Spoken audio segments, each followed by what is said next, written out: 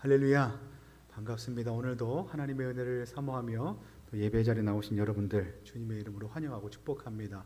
우리 온라인을 통해서 함께 예배하시는 우리 성도님들도 주님의 이름으로 환영하고 축복합니다.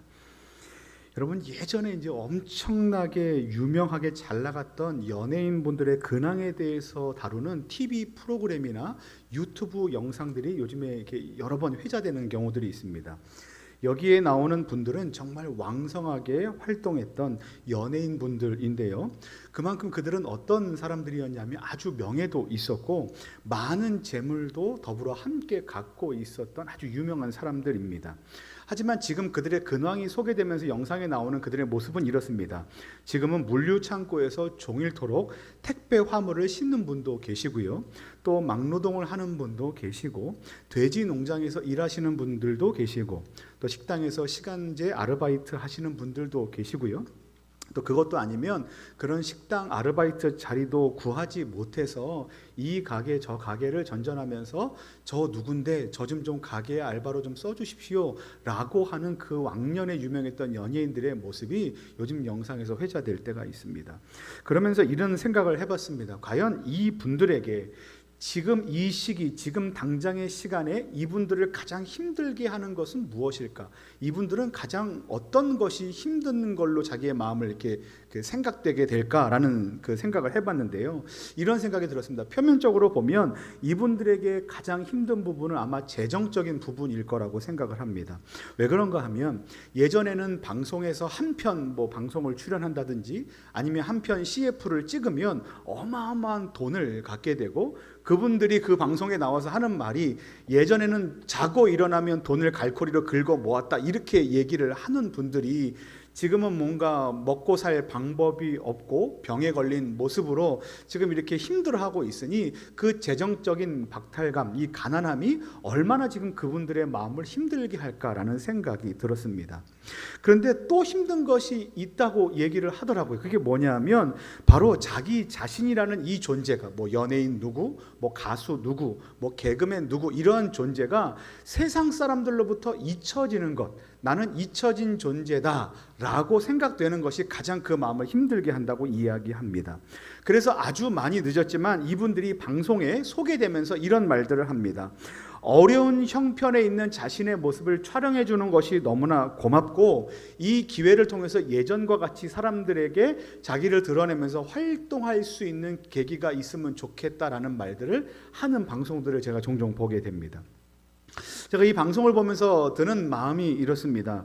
이처럼 자신이라는 존재가 예전과는 달리 지금이라는 시간에 사람들로부터 잊혀진 존재라면, 그리고 내가 잊혀진 시간을 살아가고 있다면 그 마음이 얼마나 고통스럽고 힘들겠는가. 특별히 그 잊혀진 그 시기가 내가 아주 잘 나가고 있을 때 잊혀지면 나 한 사람 기쁘면 그만이겠지만, 지금 재정도 상황도 그리고 건강도 가장 좋지 못한 고난과 고통의 순간에 내가 사람들로부터 잊혀지는 것이 한꺼번에 이렇게 몰려온다면 그 순간에 그 마음이 얼마나 힘들고 아프겠는가. 왜 그렇지 않습니까? 돈이 많고 그리고 뭔가 이렇게 넉넉할 때쯤에 사람들 찾지 않는데, 뭔가 이렇게 돈이 없거나 건강이 좀 어렵거나 뭔가 이렇게 많은 것들을 잃었다라고 생각할 때 사람들에게 외면받을 때가 가장 마음이 힘들지 않습니까?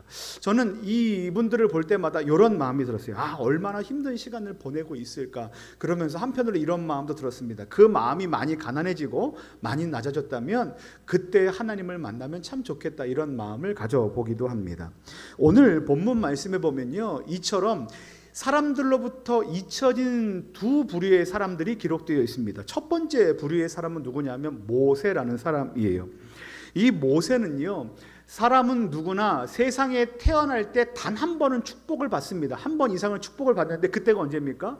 태어나는 날, 출생하는 날 세상으로부터 모두 다 축복을 받습니다. 근데 이 모세라는 인물은요, 세상 사람들이 그렇게 모두 다 맞이하는 그 태어날 때의 축복조차 경험하지 못한 사람이에요. 왜 그럴까요? 그는 태어나자마자 죽어야만 하는 살생부 명단에 들어있는 사람이 되어버립니다. 왜 그렇습니까?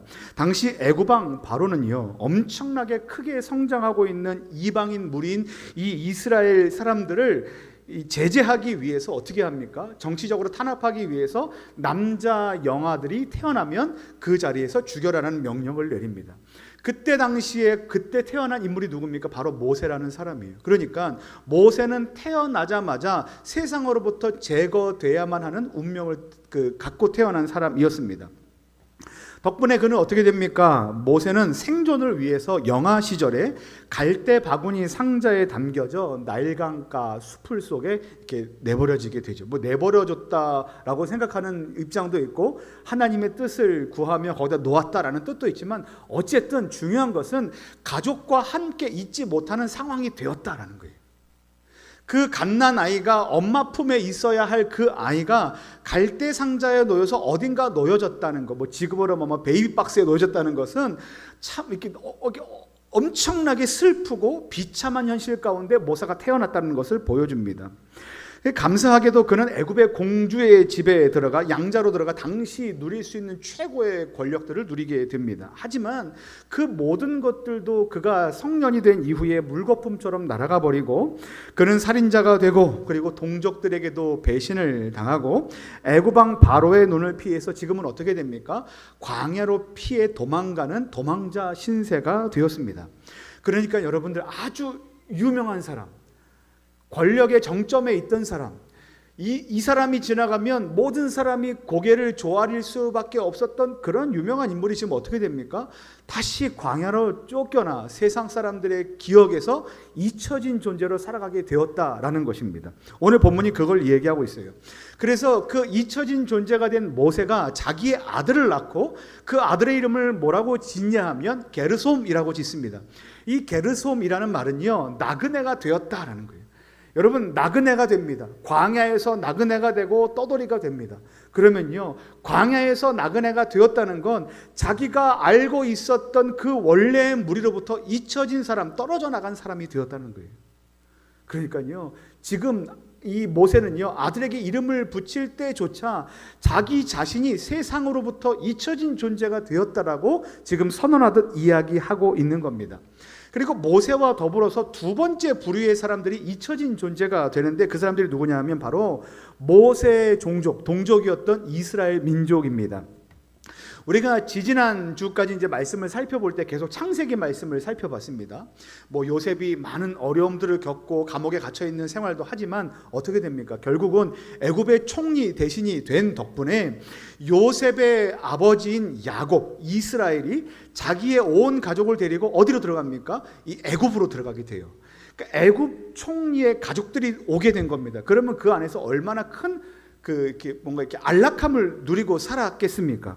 그렇게 요셉 덕분에 이스라엘의 가족은 안락함을 누리고 살게 되는데 문제는 시간이 흐른 이후에 더 이상 요셉이라는 그 사람, 훌륭했던 애굽의 총리 대신이 누군지 모르는 새로운 왕조가 이제 일어나게 된 거예요.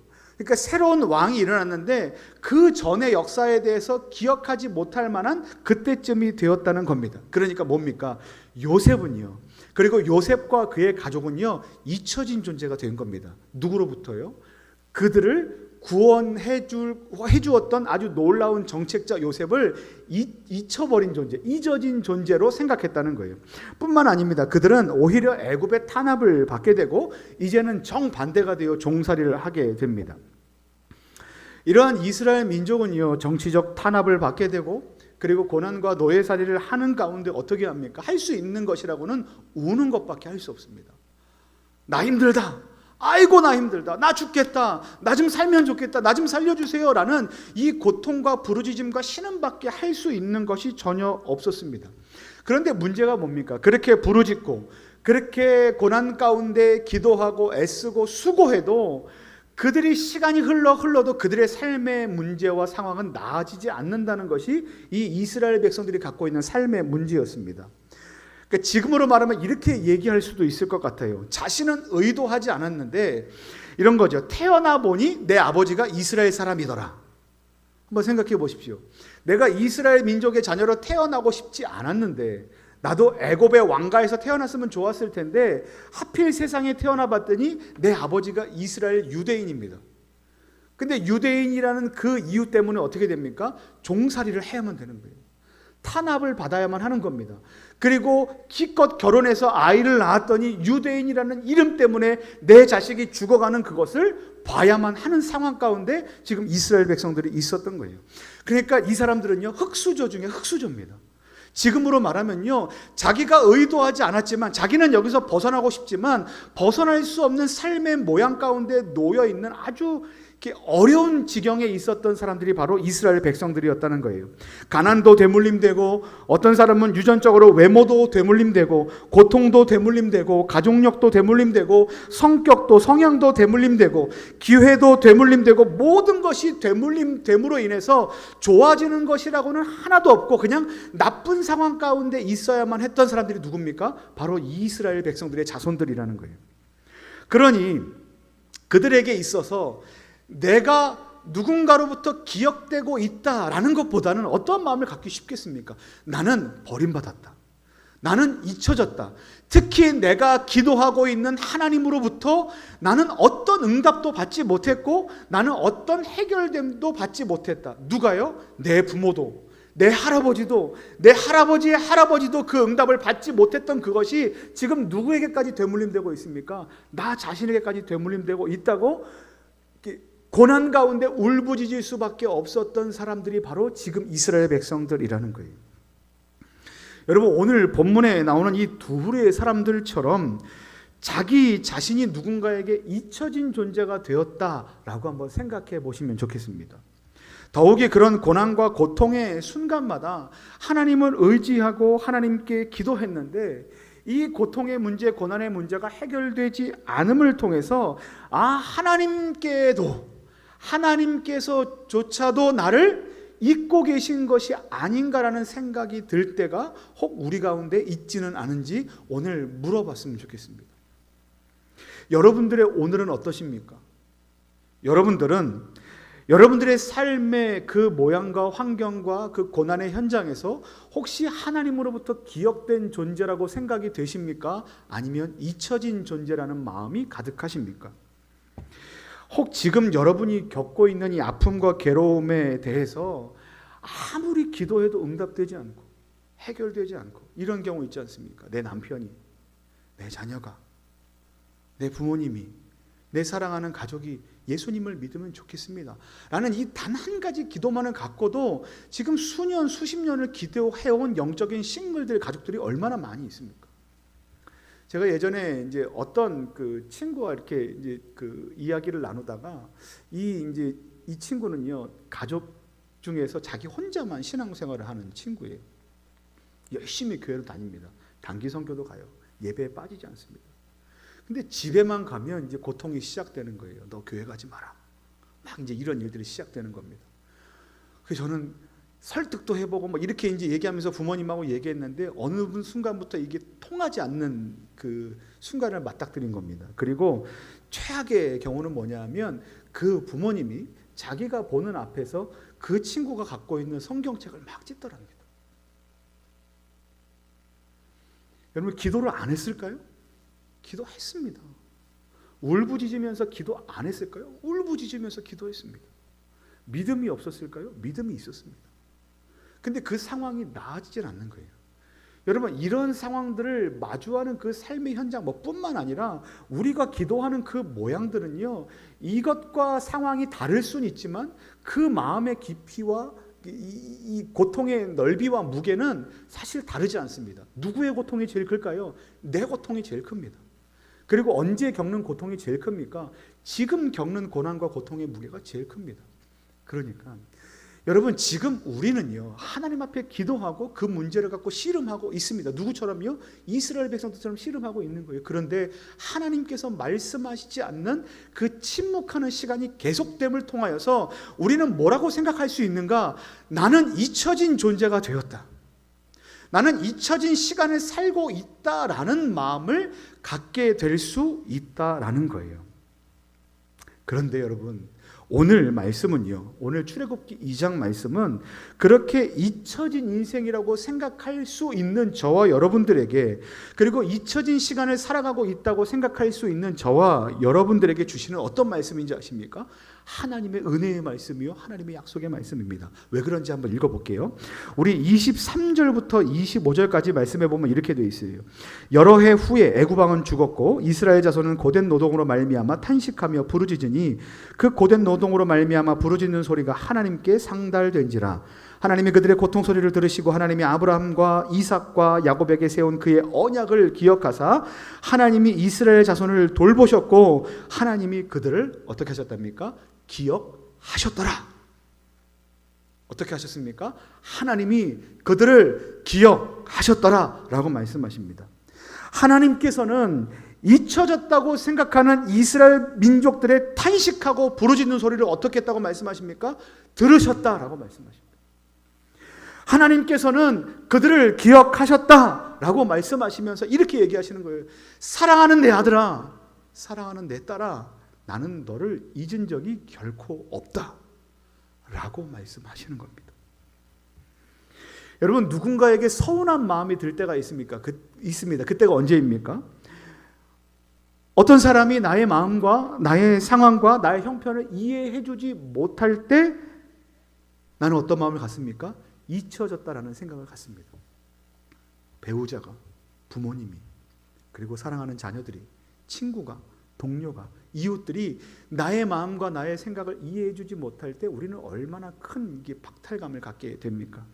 그때 어떤 사람이 한 명 딱 나타나서 그 사람이 아주 내 마음을 잘 이해해 주고 내 말에 귀를 기울여 주고 내 상황을 아주 잘 이해해 주고 위로하는 말을 건네면 그때만큼 마음이 따뜻해질 때가 없습니다. 그 전에 있었던 모든 문제가 해결되는 것 같습니다. 이와 같은 이제 좋은 사람들은요, 그 사람이 좋다라고 생각하기보다는 어떻게 이해하면 좋냐면 하나님께서 우리 가운데 만남의 축복을 허락하여 주셔서 우리 가운데 좋은 사람을 보내주셨기 때문에 그 사람을 통하여서 하나님께서 주시는 그 놀라운 위로를 우리가 대신 경험할 수 있게 되었다, 이렇게 이해하면 좋을 것 같습니다. 그래서 우리는 어떻게 하면 좋냐면 우리의 인생 가운데 이와 같이 하나님께서 보내주시는 날마다 만남의 축복, 또 우리 사랑하는 자녀들에게, 우리 사랑하는 가족들에게 하나님께서 보내주시는 이와 같은 만남의 축복이 있기를 위해서 기도하는 일이 아주 중요하다고 생각합니다.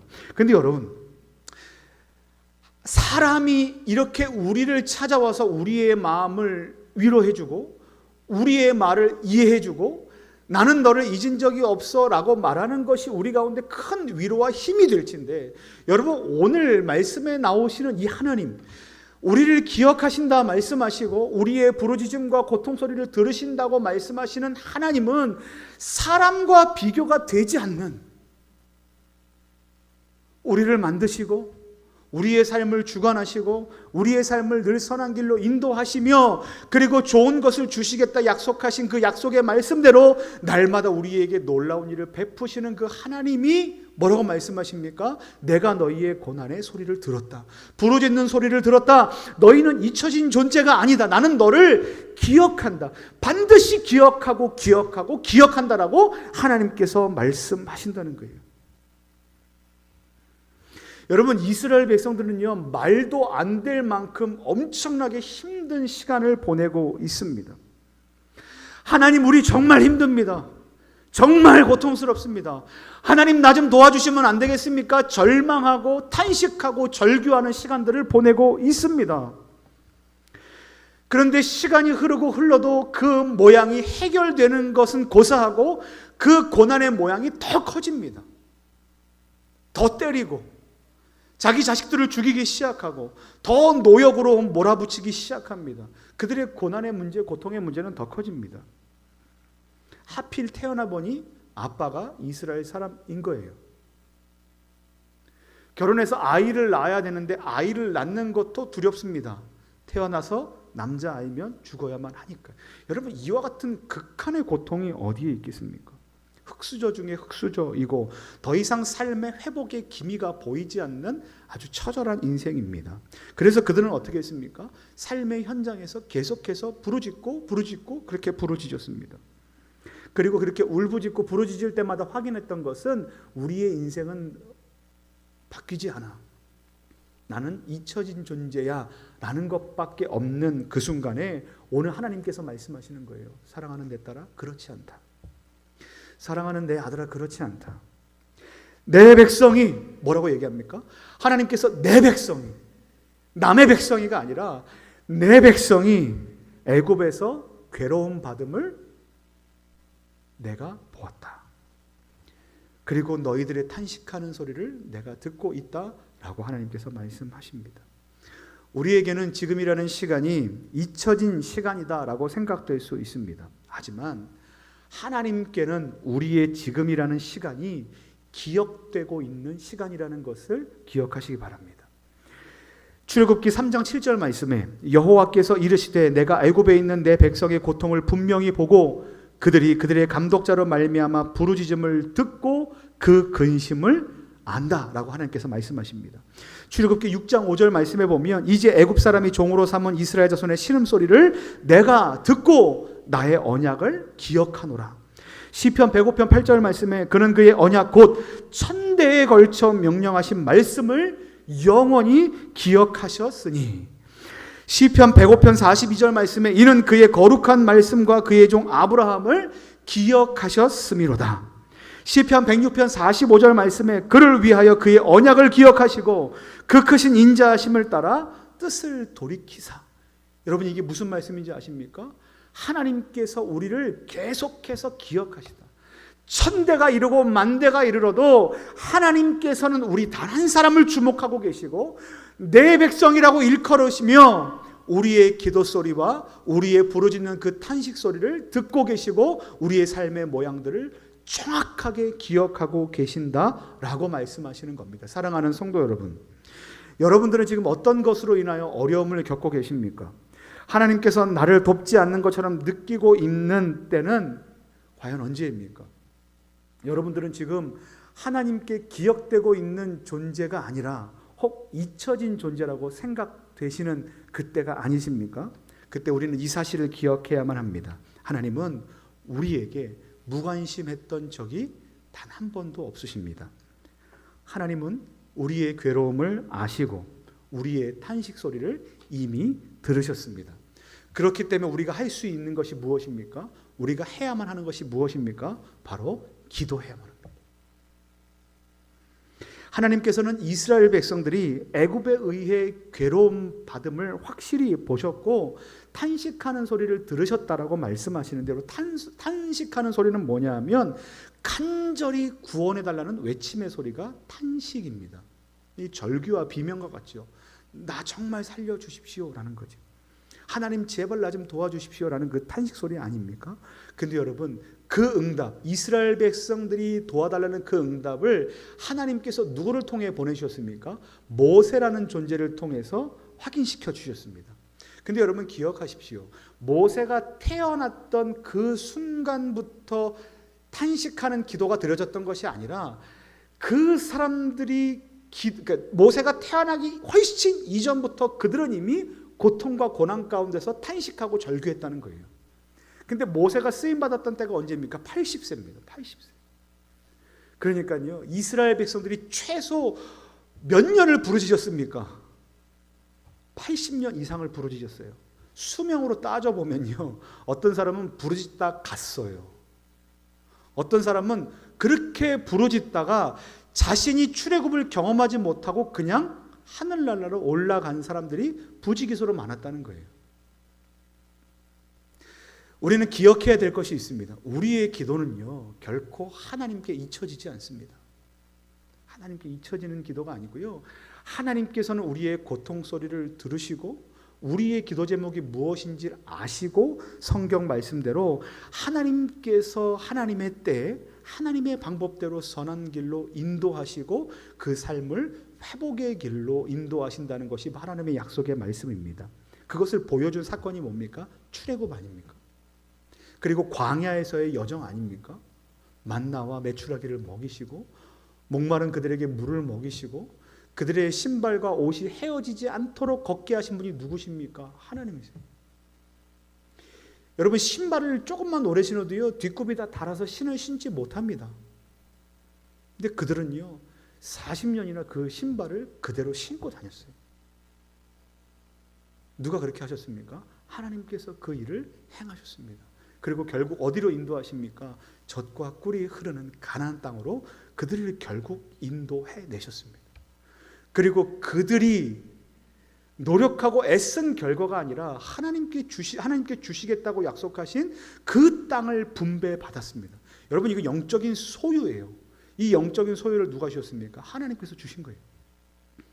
하나님께서 약속하신 그 모든 약속의 말씀들이 하나씩 이루어져 가는 것을 하나님께서는 그들 가운데 보여주시는 것이 바로 출애굽 여정의 말씀입니다.